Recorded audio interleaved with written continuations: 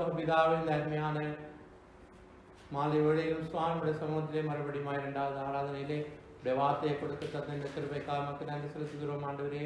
மனிதன் 40 மாத்திரமல்ல, ஜீவனுள்ள தேவனுடைய வாயிலிருந்து புறப்படும் ஒரு வார்த்தையை நான் பிழைப்பான் என்று சொல்லப்பட்டபடி நாளிலே பேசுகிற அடியனையும் கேட்கிற ஒருவரையும் ஆண்டவருடைய பிரசன்னத்துக்குள்ளே நாங்கள் மறைக்கிறோம். இந்த மண்டபம் முழுவதும் உடைய பிரசன்னம் ஒன்றை அசைவாழட்டும் ஆண்டவரே. வார்த்தைக்கு விரோதமாக எழும்புகிற எல்லா தீய சக்திகள் இந்த இயேசுவின் நாமத்தை நாங்கள் கடிதப்படப்படுத்துகிறோம். இயேசுடைய விலையேறப்பட்ட ரத்தம் ஜெயம் என்று சொல்கிறோம். நீரே கூட நடக்கும் ஆசிரியம் இயேசுவின் நாமத்திலே பிதாவே, ஆமென். செய்திக்கு ஆதாரமாக ஒரு வசனத்தை நாங்கள் வாசிப்போம். 1 பேதுரு 5:7. அவர் உங்களை விசாரிக்கிறவர் ஆனபடியால் உங்கள் கவலைகளை எல்லாம் அவர் மேல் வைத்து விடுங்கள். ஆமென். அவர் உங்களை விசாரிக்கிறவரானபடினால் உங்கள் கவலைகள் எல்லாம் அவர் மேல் வைத்து விடுங்கள். இன்னொரு மொழிபெயர்ப்பிலே சொல்லப்படுகிறது, உங்கள் கவலைகள் அனைத்தையும் அவர் மீது சுமத்தி விடுங்கள், உங்கள் மீது அவருக்கு அக்கறை உண்டு. இப்போ ஒருவர் அக்கறை இருந்தால்தான் விசாரிப்பார்கள். இப்போ நம் மீது யாராவது அக்கறை இருந்தால் அவர்களை விசாரிப்பார்கள். இப்போ தேவனுக்கு நம் மீது அக்கறை இருக்கிறது, கரிசனை இருக்கிறது, அதனால் அவர் நம்மை விசாரித்தார். எனவே இன்றைக்கு என்னுடைய செய்தி இந்த அளவுக்கு அக்கறை உள்ளவர். இப்போ நம்முடைய தேவன் நம் மீது அக்கறை காண்பிக்கிற தேவன்.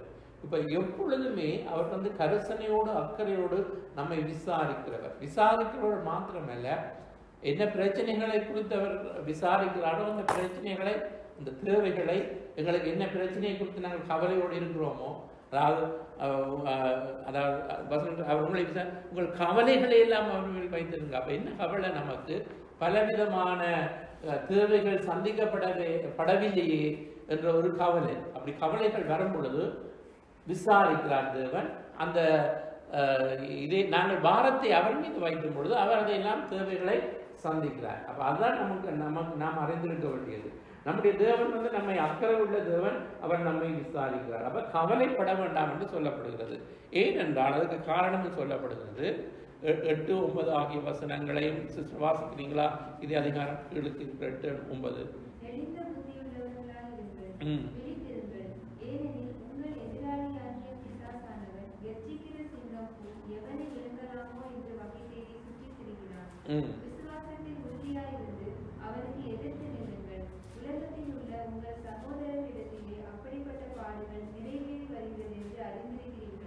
தேவன் ஒரு பக்கத்திலே நம்ம விசாரிக்கிறதுக்கு அவர் கரிசனையுள்ளவராக இருக்கின்றார்.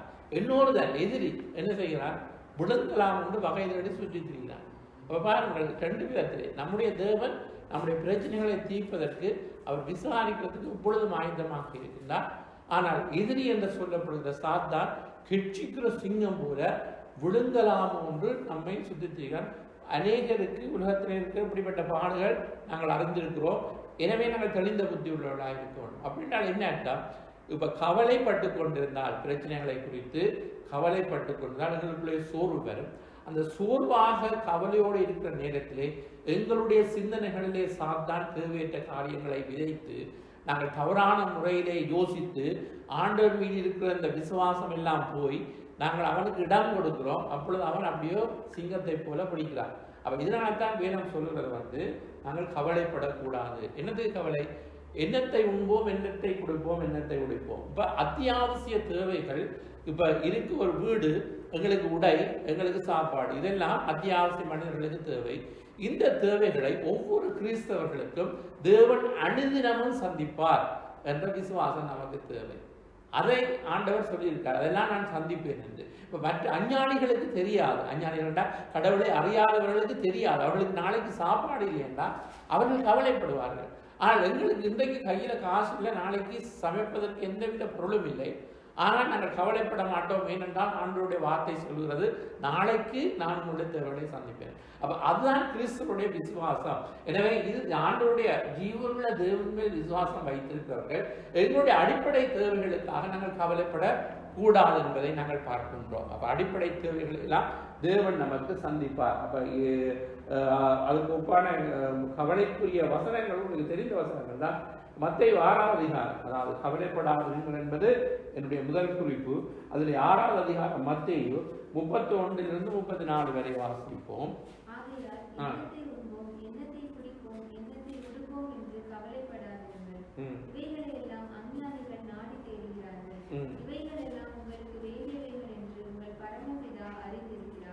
முதலாவது தேவனுடைய ராஜ்யத்தையும் அவருடைய நீதியையும் தேடுங்கள், அப்பொழுது இவைகள் எல்லாம் உங்களுக்கு கூட கொடுக்கப்படும்.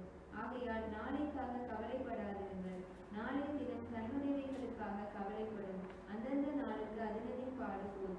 இதுதான் விசுவாச வாழ்க்கை. அந்தந்த நாளுக்கு அதனதன் பாடுகள் போதும். நாளைக்கு என்ன நடக்கும் என்று நாங்கள் யோசித்து கவலைப்பட்டு ஒன்றுமே சரீரத்தின் முளத்தை நாங்கள் கூட்ட முடியும். அப்ப நாங்கள் என்ன செய்ய வேண்டும்? கர்த்தரின் பாரத்தை வைத்துவிட்டு யெகோவா ஜீரே, நீரெல்லாம் பார்த்துக் கொள்வீர் என்று அவர் தேவைகளை சந்திக்கிற தேவன்.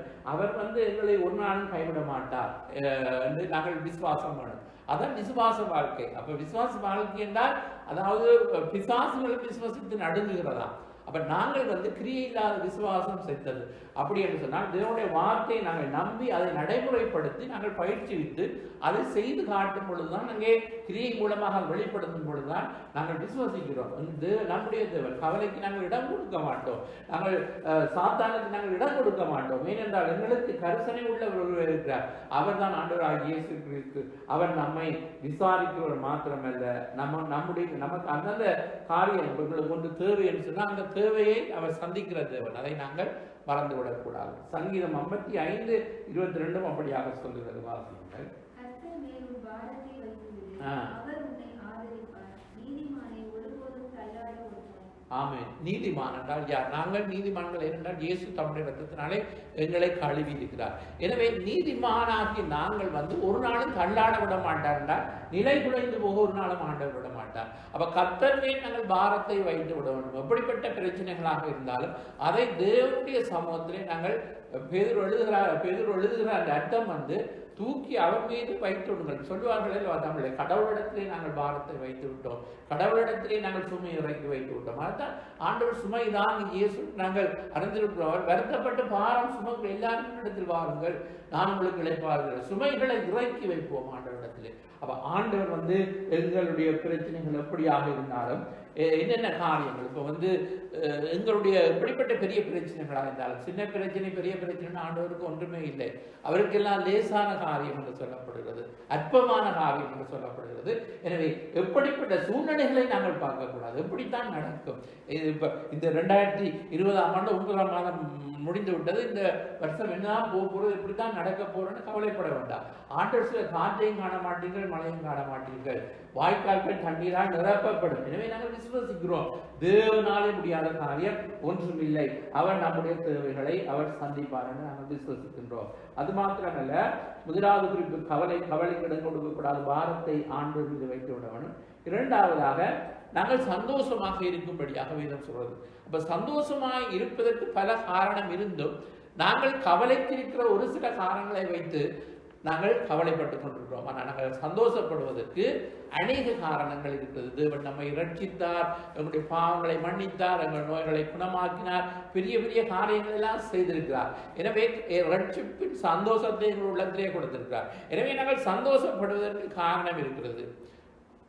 காரணம் இல்லாவிட்டாலும் நாங்கள் சந்தோஷமாக இருக்க முடியும். ஏனென்றால் சில வழியில் நீங்கள் உணர்ந்து பாருங்கள், இன்றைக்கு இந்த பிரச்சனைகளை, இந்த லாக்டவுன், பலவிதமான வேலையில்லா தடுமாற்ற திண்டாட்டங்கள் இவையெல்லாம் கடந்து வரும் பொழுது தேவனை அறியாதவர்களையும் நீங்களே ஒப்பிட்டு பார்த்தால் தேவனுடைய பிள்ளைகள் எதுக்குமே அஞ்சாமல் இருக்கிறதை காணலாம். ஏனென்றால் அவர்களுக்குள்ள விசுவாசம் இருக்கிறது.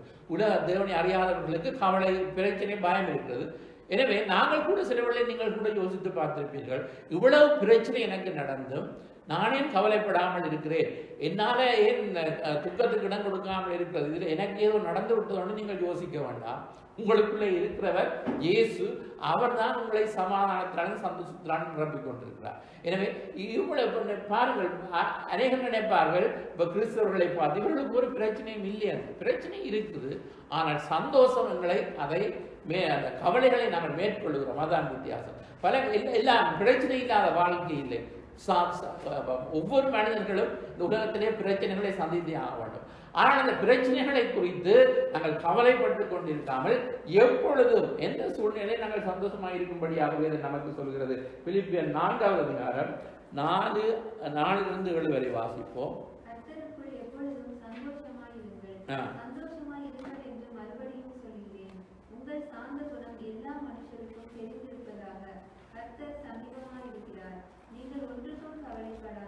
எல்லாவற்றையும் குறித்து உங்கள் விண்ணப்பங்களை ஸ்தோத்திரத்தோடே கூடிய ஜெபத்தினாலும் வேண்டுதலினாலும் தேவனுக்கு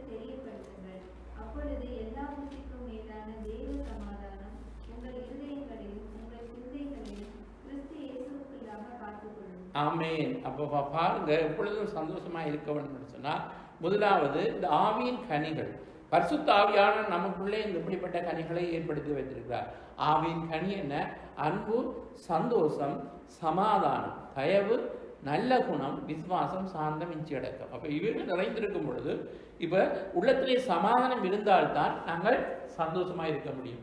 சமாதானம் இல்லாமல் எப்படி நாங்கள் சந்தோஷமாக இருக்க முடியும்? அப்போ சமாதானம் இல்லாமல் எப்படி நாங்கள் சாந்த குணமாக இருக்க முடியும்? அப்போ எங்களுக்குள்ளே எரிச்சல்கள், கோபங்கள், கசப்புகள், கவலைகள் இருந்தால் நாங்கள் சாந்த குணமாக இருக்க வெளிப்படுத்தா. ஒன்றோடு ஒன்று இணைந்து இருக்கிறது. சமாதானம் தெய்வீகம், ஆண்டவர்களுடைய உள்ளத்திலே கொடுத்திருக்கிறார். அகத்தின் அழகு முகத்தில் தெரியும் என்று தமிழிலேயே சொல்வார்கள். உள்ளத்திலே இருந்த சமாதானம் தான் முகத்தின் மூலமாக நாங்கள் வெளிப்படுத்துகிறோம். அதற்காக மற்றவர்கள், அதாவது சில பேர் சொல்வார்கள், நாங்கள் கவலைகள் இருந்தும் இந்த கவலைகளை வெளிக்காட்டாமல் நாங்கள் சும்மா சிரித்துக் கொண்டிருக்கின்றோம் என்று. அது கடவுளால் வருகிறது. மனிதர்கள் தங்களுடைய இதனாலே அதை அப்படி செய்கின்றார்கள். நான் கவலையை காட்டி கொடுக்கக்கூடாது. அப்போ உண்மையாகவே நம்முடைய உள்ளத்திலே தேவன் தெய்வீக சமாதானத்தை தந்திருக்கிறார். இந்த சமாதானத்தை கெடுக்கிற காரியங்கள் அதிலேயே இந்த கவலைகள் தான். அது இல்லை இந்த கவலை. அப்போ அந்த கவலைகளை நாங்கள் ஆண்டவரிடத்திலே எப்படி சொல்ல வேண்டும் என்று சொன்னால், அதாவது முதலாவது சாந்த குணம் எல்லா மனிதர்களுக்கும் தெரிந்திருப்பதாக கர்த்தர் சமீபமாக இருக்கிறார். அப்படின்னா இயேசு சீக்கிரம் வர போகிறார் என்று சொல்லுகிறார் பவுலிங்கே. இயேசு சீக்கிரம் வரப்போகிறார். அவர் சீக்கிரமாய் வரப்போகிறார். நாங்கள் இந்த உலகத்திலே சீக்கிரத்திலே இந்த உபத்திரவங்களை எல்லாம் கடந்து போக போகிறது. எனவே அதிகமான கனமகிமை உண்டாக்குறது. நாங்கள் காண்கின்ற உலகத்தை நாடி ஓடவில்லை, காணாத பரலோகத்தை நாங்கள் நாடி வாடுகிறோம். எனவே இந்த உலகத்திலே இந்த சீக்கிரமாய் கடந்து போகின்ற இந்த பிரச்சனைகளை குறித்து நாங்கள் கவலைப்படவில்லை. சாந்த குணத்தை நாங்கள் வெளிப்படுத்துவோம். எங்களுடைய விரோதிகளையும் நாங்கள் மன்னிக்க வேண்டும், அவர்களுக்கு நாங்கள் ஜெபிக்க வேண்டும். அப்படியெல்லாம் ஆண்டவர் சொல்லியிருக்கார். சில வேளைகளிலே எங்களுக்கு விரோதமாக மனிதர்கள் செயல்படும் பொழுது எங்களுக்கு சாந்த குணத்தை வெளிப்படுத்த முடியாமல் எங்களுக்கு எரிச்சல், கோபம், கசப்பு அப்படி வர நினைக்கும். அதுவே அவைகளெல்லாம் சமாதானத்தை கெடுக்கும். அதனால்தான் ஒன்றோடு இணைந்திருக்கிறது. நாங்கள் சந்தோஷம் இல்லையா? ஏன் காரணம்? சமாதானம் இல்லை. ஏன் நாங்கள் சாந்த குணமில் அற்றவர்களாய், கோப குணம் உள்ளவர்களாய் இருக்கின்றோம்? நாங்கள் எரிச்சலுக்கும் கோபத்துக்கும் நாங்கள் இடம் கொடுக்கிறோம். அப்படித்தான். அப்ப நாங்கள் அவர்களுக்கெல்லாம் இடம் கொடுக்காமல் சாந்த குணத்தை வெளிப்படுத்தும் பொழுது கர்த்தர் சீக்கிரமாய் வரப்போகிறார். அந்த இதோடு கூட ஒன்றுக்கும் நாங்கள் கவலைப்படக்கூடாது. எதை குறித்து நாங்கள் கவலைப்பட, உங்கள் விண்ணப்பங்களை ஸ்தோத்திரத்தோடு கூடிய ஜெபத்தினால் கொண்டுதான் தேவனுக்கு தெரியப்படுத்துங்கள். கடவுளுக்கு ஒன்றும் தெரியாத என்னுடைய பிரச்சனை, அவர் என்ற பிரச்சனைகளை அறிந்து அவர் உதவி செய்யலாம் என்று நாங்கள் சொல்லலாம். ஆனால் காரணம் என்ன? மனிதர்களாகிய நாங்கள் சொல்லுவார்கள், மனம் விட்டு பேசினால் பாரம் குறையும் என்று. மனிதர்களோடு சில வேளைகளை மனபாரம் இருந்தால், இன்னொரு நம்பிக்கைக்குரியவரோடு தங்களுடைய மனபாரத்தை பேசினால், இப்பொழுது என்னுடைய பாரம் இறங்கிவிட்டது என்று சொல்லுகிறோம் அல்லவா? அதே போன்றுதான் எங்களுடைய பாரங்களை நாங்கள் தேவனிடத்திலே ஸ்தோத்திரத்தோடு கூடிய ஜெபம் என்று சொல்லப்படுகிறது. அப்படின்னு சொன்னால் எங்களுடைய தேவைகளையே மட்டும் சொல்லிக் கொண்டிருப்பதல்ல, நன்றி செலுத்தி, ஆண்டவருக்கு நன்றி செலுத்தி, ஸ்தோத்திரம் செலுத்தி, அதோடு கூட நாங்கள் ஜெபம் பண்ண வேண்டும். நன்றி. கடந்த நாட்களிலே கண்ணின் பாடல்களை நாங்கள் பாடினோம். நன்றி பலிபீடம் கட்டுவோம் என்று. அதே போல நன்றி பலிகளை செலுத்தி கடந்த காலத்திலே செய்த நன்மைகளை எல்லாம் நாங்கள் உமக்கு நன்றிகளை ஏறெடுக்கிறோம் என்று சொல்லி எங்களுடைய பாரங்களை நீர் எல்லாம் எங்களுடைய பிரச்சனைகள் எல்லாம் நாங்கள் உம்மிடத்திலே வைக்கிறோம் என்று விண்ணப்பங்களை ஸ்தோத்திரத்தோடு வைக்கும் பொழுது எங்களுக்கு பாரம் இறங்கிவிட்டது. எல்லா புத்திக்கு மேலான தேவ சமாதானம் உங்கள் இதயங்களை, சிந்தைகளை கிறிஸ்து இயேசுக்குள்ளாக காத்துக்கொள்ளும். அப்ப இதுதான் கிறிஸ்தவர்களுக்கு இருக்கிற ஒரு வித்தியாசம். உலக மக்களை விட, தேவனை அறியாதவர்களை விட தேவனை அறிந்த நமக்கு தெரிகிறது எங்களை கரிசனை உள்ளவர் இருக்கிறார், எங்களை விசுவாரிப்பதற்கு ஒருவர் இருக்கிறார். எனவே அவர் என்னுடைய தேவைகளை எல்லாம் சந்திப்பார். நான் கவலைப்பட மாட்டேன் என்று எப்பொழுதும் நான் சந்தோஷமாயிருக்கிறேன். எக்காலத்திலும் எப்பொழுதும். அப்படின்னா நல்லது நடக்கும் பொழுது சந்தோஷமாயிருக்கிறது இயல்பு. ஆனால் எங்களுக்கு தீமை நடக்கும் பொழுது சந்தோஷமாக இருக்கவும் வேதம் சொல்கிறது. எப்பொழுதும் என்றால் எந்த சூழ்நிலையிலும் எல்லாவற்றுக்காகவும் நன்றி. இப்போ எங்களுக்கு ஒரு தீமை வந்தால் அந்த தீமைக்கு நாங்கள் நன்றி சொல்ல நாங்கள் முடியாது எங்களுக்கு. ஆனால் அதை அனுமதித்திருக்கிறார் ஆண்டவர். அதற்காக உமக்கு ஸ்தோத்திரம். எனக்கு இப்பொழுது நீர் அனுமதித்த இந்த தீமைக்காக ஸ்தோத்திரம். காரணம் இந்த தீமையை நீ நன்மையாய் மாற்றுவீர் என்ற விசுவாசம் எனக்கு இருக்கிறது. அப்படித்தான் தேவனுடைய பிள்ளைகள் பிரச்சனைகளை முகம் கொடுக்க வேண்டும். நமக்கு இந்த சூழ்நிலையிலே நீர் எனக்கு அனுமதித்த அது தீமையாக இருந்தாலும் நான் கவலைக்கு இடம் கொடுக்க போவதில்லை, நான் சந்தோஷமாக இருக்க போகிறேன், எப்பொழுதும் சந்தோஷமாக இருக்கும் என்று சொல்லப்படுகிறது. அடுத்ததாக வாழ்க்கையிலே நாங்கள் சில பயிற்சிகளை நாங்கள் பெற வேண்டும். இப்போ பயிற்சிகளை ஒரு அனுபவம் இல்லாவிட்டால் நம்முடைய வாழ்க்கையிலே நாங்கள் சில காரியங்களை நாங்கள் கற்றுக்கொள்கிறோம். அதே போல ஆவிக்குரிய காரியங்களை நாங்கள் கற்றுக்கொள்ள வேண்டும். ஆண்டவரோடு எப்படி நாங்கள் வாழலாம், எப்படி நாங்கள் அவரோடு கூட நாங்கள் நடக்கலாம் என்பதை நாங்கள் கற்றுக்கொள்ள வேண்டும். அதற்காகத்தான் பவுல் சொல்கிறார் 4வது அதே பிலிப்பியர் 4வது அதிகாரத்திலே 11 12 13 வருஷத்தை வாசிப்போம்.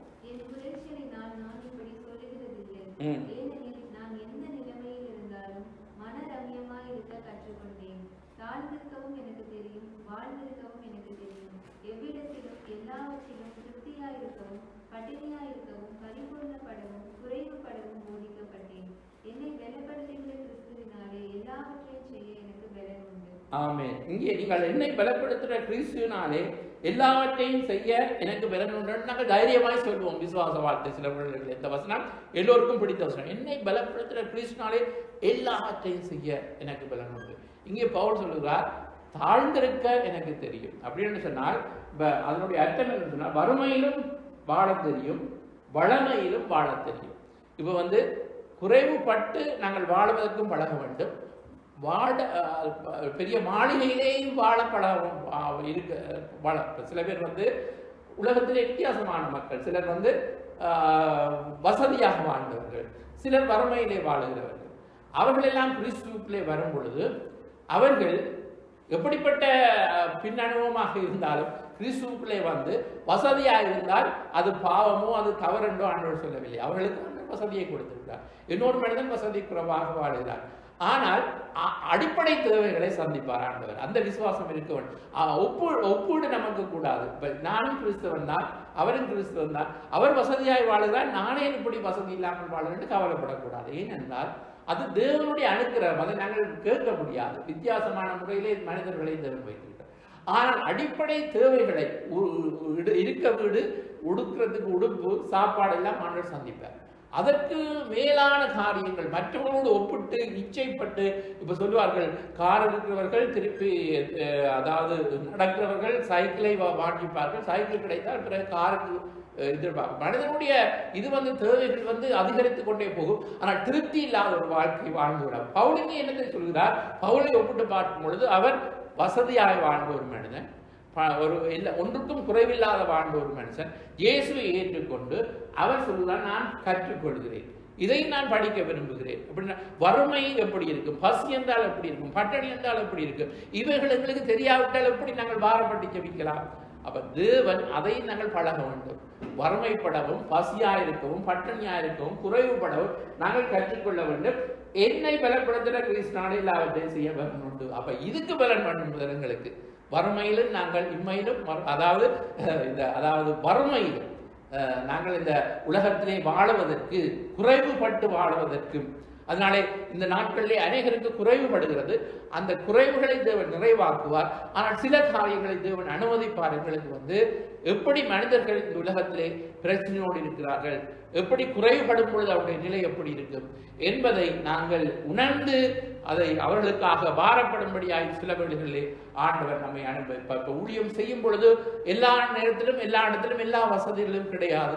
நாங்கள் போகிற இடங்களிலே அதற்கேற்ற முறையிலே, அந்த மக்களுக்கு ஏற்ற முறையிலே, இப்ப நாங்கள் வெளிநாட்டிலிருந்து ஸ்ரீலங்கா, இந்தியா ஊழியருக்கு போகமாக இருந்தால் இங்கே கிடைக்கிற வசதி அங்கே கிடைக்காது. அதற்காக நாங்கள் சொல்ல முடியாது இதுக்கு நாம் பழக்கப்படவில்லை என்று.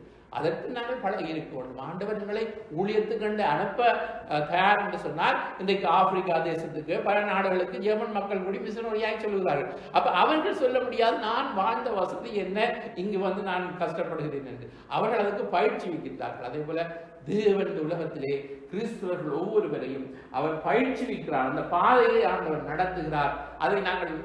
அதை மன சந்தோஷத்தோடு. இப்ப பாருங்கள், இந்த பிலிப்பிய சபை மக்கள் எப்படிப்பட்டவர்களாக இருந்தார்கள் என்று சொன்னால் ஊழியக்காரர்கள் மீது கரிசனை உள்ளவர்களாக இருந்தார்கள் என்று சொல்லப்படுகிறது. அங்கே பவுல் சொல்கிறார் 4ஆம் அதிகாரத்திலே 10வது வசனத்தில் என்னை விசாரிப்பவர், தேவன் நம்மை விசாரிக்கிறார். அதே நேரத்தில் இந்த சபை மக்கள் என்னை விசாரிப்பதற்கு நீங்கள் எப்பொழுது மறுபடியும் மறந்தபடினால் கர்த்தருக்குள் மிகவும் சந்தோஷப்பட்டேன். சமயம் இப்படி செய்ய எண்ணம் கொண்டிருந்தீர்கள், சமயம் மாத்திரம் உங்களுக்கு நேரிடவில்லை. என் குறைச்சலை நான் இப்படி சொல்லுகிறதில்லை. ஏனென்றால் எந்த நிலைமையா இருந்தாலும் மனரம்யமா இருக்க கற்றுக்கொண்டேன். அதுதான் முக்கியம். இப்போ ஒரு ஊழியக்காரன் அல்லது விசுவாசிகளா இருந்தாலும் யாரும் எங்களை விசாரிக்கவில்லை, யாரும் எங்களுக்கு உதவ வரவில்லை, நாங்கள் கவலைப்படக்கூடாது. அதாவது நீங்கள் எங்களை விசாரிக்கிற ஸ்தோத்திரம், ஆனால் என்னுடைய நிலையை நான் சொல்லுகிறேன், நான் எந்த நிலையிலும் மனரம்யமா இருக்க கற்றுக்கொண்டேன் என்று பவுல் சொல்லுகிறார். அப்படி நாங்கள் ஒவ்வொரு கிறிஸ்தவர்களும் விசுவாச வாழ்க்கை வாழ நாங்கள் சில பாடங்களை நாங்கள் கற்றுக்கொள்ள வேண்டும். எந்த சூழ்நிலையிலும் மனரம்யமாய் இருப்பதற்கு நாங்கள் பார்க்கணும். அப்ப இறுதியாக 4வது குறிப்பு தேவைகளை தேவன் சந்திப்பார். 4:19 பிலிப்பியர் 4:19 வாசிப்போம்.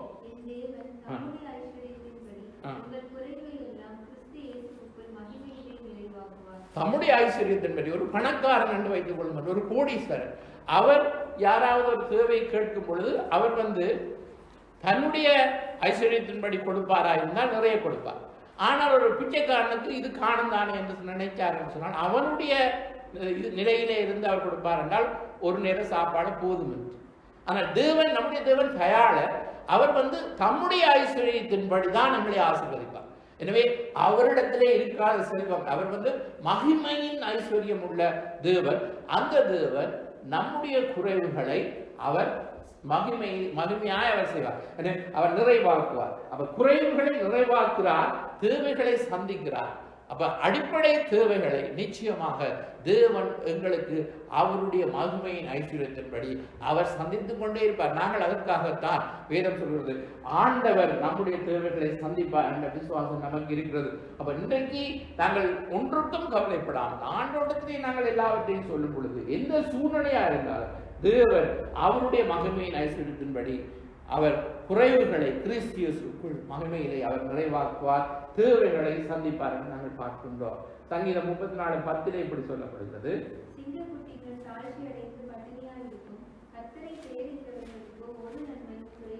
காட்டிலே சிங்கம் ராஜா என்று சொல்லப்படுகிறது. அந்த ராஜாவாகிய சிங்கத்தின் குட்டிகளே ஒருவேளை பட்டினி கிடக்கலாம். அப்படி என்று சொன்னால் இந்த உலகத்திலே பெரிய பெரிய செல்வந்தர்களாக இருந்தாலும் அவர்கள் கூட ஒரு நாள் பட்டினி கிடக்க நேரிடலாம். ஆனால் கடவுளை தேடுகிறவர்களுக்கு ஒரு நன்மை குறைபடாது என்று ஆண்டோட வார்த்தை சொல்வதை நாங்கள் விசுவசிக்க வேண்டும். ஒன்றும் குறைபடாது. ஆண்டவர் நம்மை திருப்தியாக நடத்துவார். 2 கொரிந்தியர் 9:10 வாசிப்போம்.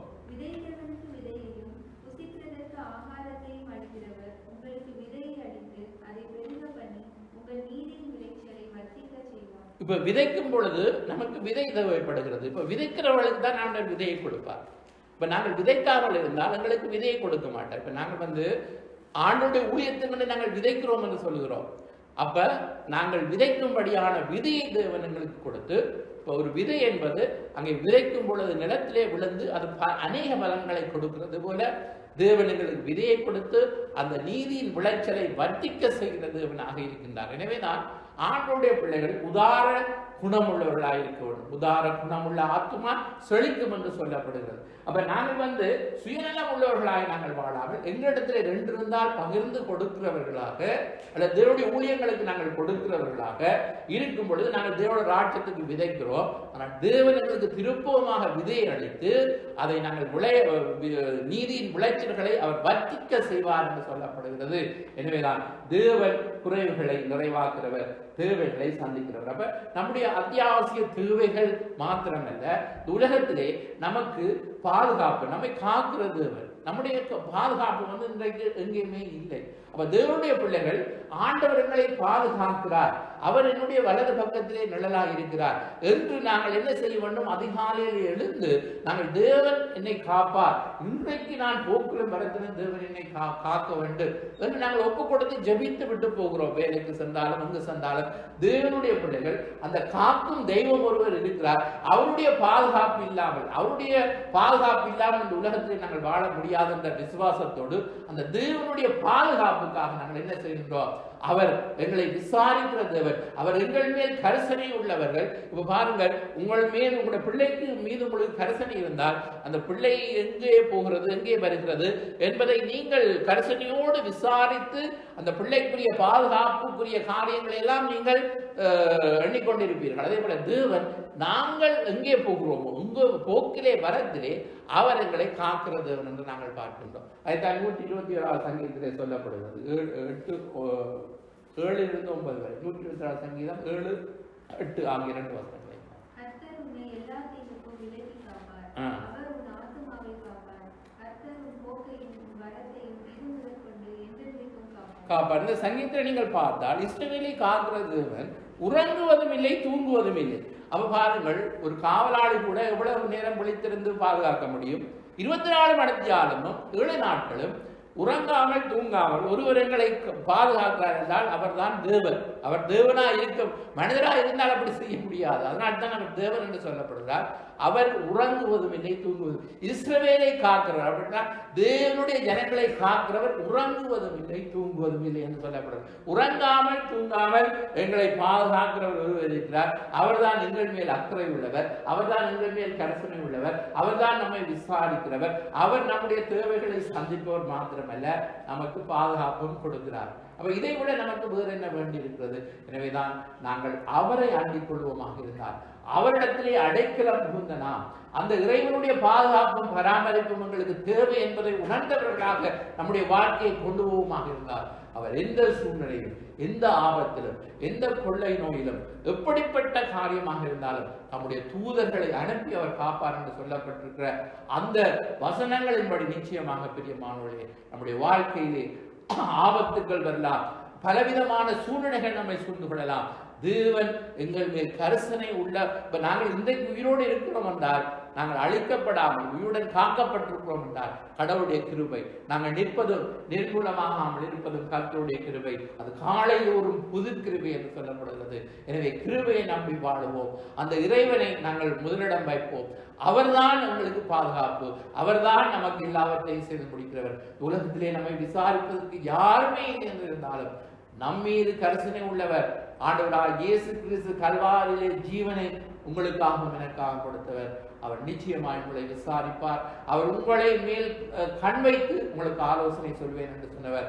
நிச்சயமாய் உங்களுக்கு அவர் ஆலோசனை சொல்வார். எனவே இந்த சூழ்நிலைகளில் எந்த நிலையிலும் நாங்கள் தயங்காமல் அந்த ஆண்டவரை நாங்கள் அண்டிக் கொள்வோம்.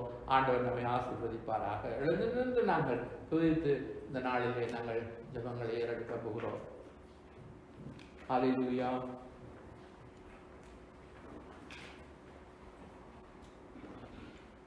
ஸ்தோத்திரம் ஆண்டவரே. ஹல்லேலூயா. யாருண்டு நாதா என்னை விசாரிக்க, யாருண்டு நாதா என்னை விசாரிக்க, உறவுகள் இல்லையே நீரின்றி யாருண்டு நாதா, நீரே என் தஞ்சமல்லோ, நீரே தஞ்சமல்லோ, யாருண்டு நாதா என்னை விசாரிக்க,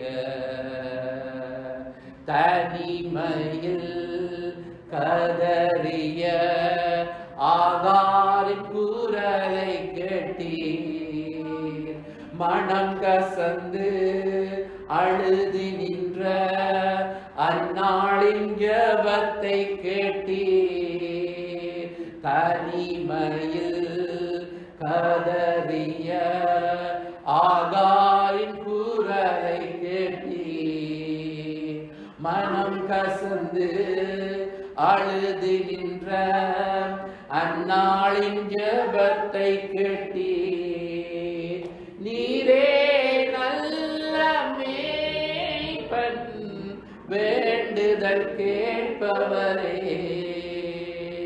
வேண்டுதல் கேட்பவரே, யாருண்டு நாதா என்னை விசாரிக்க? அடைக்கலம் தேடி வந்தேன், உம் சிறகால் என்னை மூடும். பொல்லாப்புக்கும் கொள்ளை நோய்க்கும் விலக்கி காருமையா. அடைக்கலம் தேடி வந்தேன், உம் சிறகால் என்னை மூடும். பொல்லாப்புக்கும் கொள்ளை நோய்க்கும் விலக்கி காருமையா. பாரத்தை உம்மேல் வைத்து விட்டேன், என்னை ஆதரிப்பீர், என்னை ஆதரிப்பீர். நீருண்டு நாதா என்னை விசாரிக்க. நீருண்டு நாதா என்னை விசாரிக்க. உறவுகள் இல்லையே, நீரின்றி யாருண்டு நாதா. நீரே தஞ்சமல்லோ, நீரே தஞ்சமல்லோ. நீருண்டு நாதா என்னை விசாரிக்க. அவர் உங்களை விசாரிக்கிறவரானபடினால் உங்கள் கவலைகள் எல்லாம் அவர் மேல் வைத்து விடுங்கள் என்ற வசனத்தின்படி எங்கள் மேல் அக்கறை உள்ளவர் இருக்கிறார். நம் ஒவ்வொரு மீது கரிசனை உள்ள தேவன். அவர் நமக்காக ஜீவனை கொடுத்த ஆண்டவராக இயேசு கிறிஸ்து. அவர் நம்மை விசாரிக்கிறவர், நமக்காக அவர் பரிதவிக்கிற தேவன். அவர் தாவீது சொல்லுகிறார், நானோ சிறுமையும் எளிமையுமானவன், கர்த்தரோ என் மேல் நினைவாயிருக்கிறார் என்று. எனவே இன்றைக்கு நம்மீது கரிசனை உள்ள தேவன், அக்கறை உள்ள தேவன். நம்மை விசாரிக்கிறவர் மாத்திரமல்ல, நம்முடைய பிரச்சனைகளுக்கு அவர் தீர்வு தருகிற தேவன். நம்முடைய தேவைகளை எல்லாம் அவர் சந்திக்கிற தேவன். எனவே அவர் நீதிமானை ஒருபோதும் தள்ளாட விடமாட்டார் என்ற சங்கீதம் 55:22 நாங்கள் வாசித்தபடி ஆண்டவர் ஒரு நாளும் கால்கள் தள்ளாட விடமாட்டார். காக்கும் தேவன் உறங்க மாட்டார். இஸ்ரவேலை காக்கிறவர் அவர் எந்நாளும் தூங்க மாட்டார் என்று சொல்லப்பட்டபடி கர்த்தர் நம்மை உறங்காமல் தூங்காமல் அவர் பாதுகாத்து நம்முடைய தேவைகளை எல்லாம் சந்திப்பார். இயேசப்பா, இந்த வார்த்தைகளின்படி ஆண்டவரே ஒவ்வொருவருக்குள்ளும் ஆண்டவரே விசுவாசங்கள் அதிகரிக்கட்டும். தேவன் எங்களை காண்கின்ற தேவன் மாத்திரமல்ல, எங்கள் மேல் கரிசனை உள்ள அக்கறை உள்ள தேவன் என்பதை நாங்கள் உணர்ந்து கொள்கிறோம். ஆண்டவரே, மங்கள் கூடான கூடி ஸ்தோத்திர துதிகன மகிமை எல்லாம் உமக்கு இயேசுவின் நாமத்திலே பிதாவே, ஆமென்.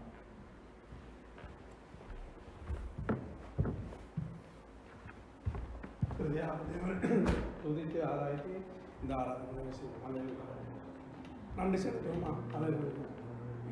ஹல்லேலூயா, ஹல்லேலூயா, ஹல்லேலூயா. புல்லை போல் உலர்ந்திடும் வாழ்க்கை, பூவை போல் மறைந்திடும் வாழ்க்கை. புல்லை போல் உலர்ந்திடும் வாழ்க்கை, பூவை போல் மறைந்திடும் வாழ்க்கை. புவி வாழ்வின் மேன்மைகள் ஒன்றுமில்லை, நிலையான வாழ்வு இங்கே இல்லை. புவி வாழ்வின் மேன்மைகள் ஒன்றுமில்லை, நிலையான வாழ்வு இங்கே இல்லை. புல்லை போல் உலர்ந்திடும் வாழ்க்கை, பூவை போல் மறைந்திடும் வாழ்க்கை. பிறக்கும் போதும் இறக்கும் போதும் மனித கரங்களில் ஒன்றுமில்லை. கொண்டு வந்ததில்லை, கொண்டு போவதில்லை, கண்கள் காண்பதற்கு பலனில்லை. போதும் என்கிற மனதுடனே தேவ பக்தியாய் வாழ்ந்திடுவோம். போதும் என்கிற மனதுடனே தேவ பக்தியாய் வாழ்ந்திடுவோம். நித்திய வாழ்வினை நோக்கிடுவோம், இயேசுவை அனுதினம் தேடிடுவோம். நித்திய வாழ்வினை நோக்கிடுவோம்.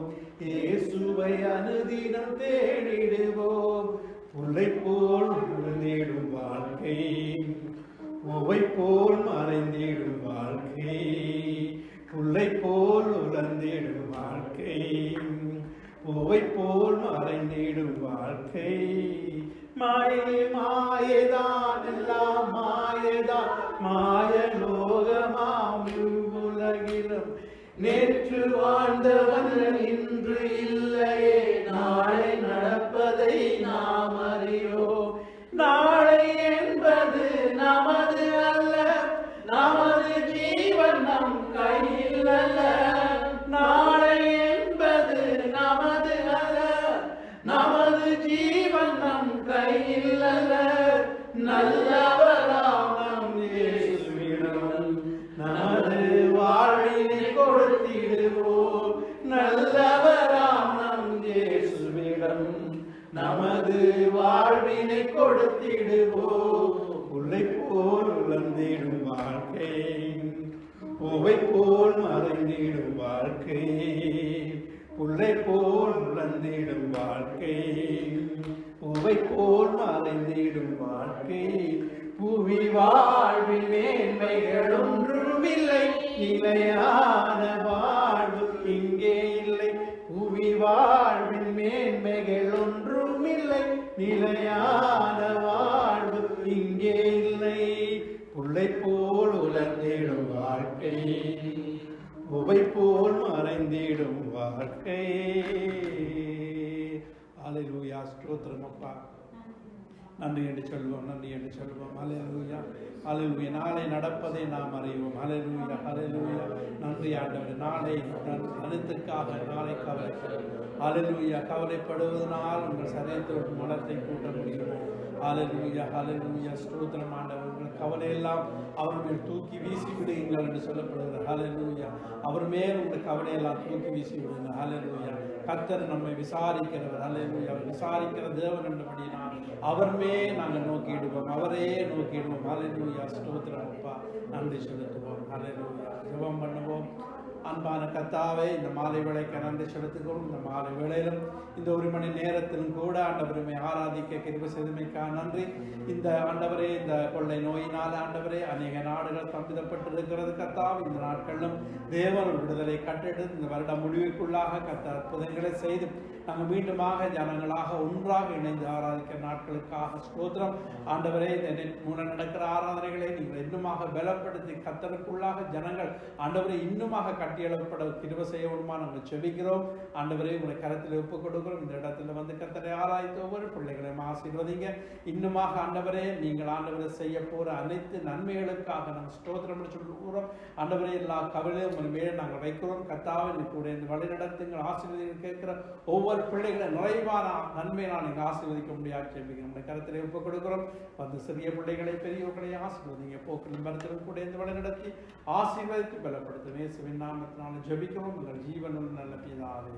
ஆமென், ஆமென். சொல்லுவோம் எல்லோருமே. நாத்துமாவே கர்த்தரை ஸ்தோத்திரி, என் முழு உள்ளவருடைய பரிசுத்த நாமத்தை ஸ்தோத்திரி. நாத்துமாவே கர்த்தரை ஸ்தோத்திரி, கர்த்தர் செய்த சகல உபகாரங்கள் மறவாதே. நம்முடைய கர்த்தராகிய இயேசு கிறிஸ்துவின் கிருபை, பிதாவாகிய தேவனுடைய இடைவிடாத அன்பு, பரிசுத்தாவின் அன்பின் ஐக்கியமும் நம் மனதோடு கூட இருப்பதாக.